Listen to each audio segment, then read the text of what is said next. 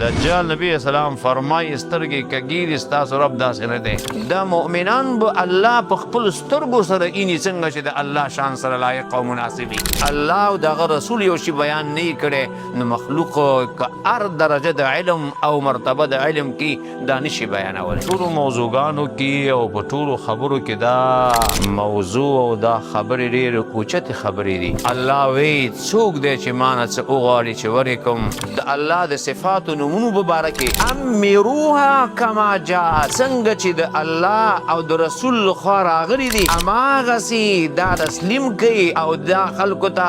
شرح واضحه کوي او دې کې بې ځایه ګوتې مه وهئ نو ولې زموږ نبي به هغه خبرې کوي چې خلک پرې نه پوهېدو د الله دیدار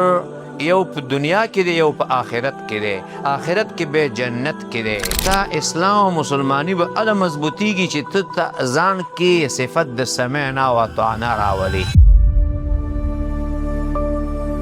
Don't forget to like and follow Raana Studio.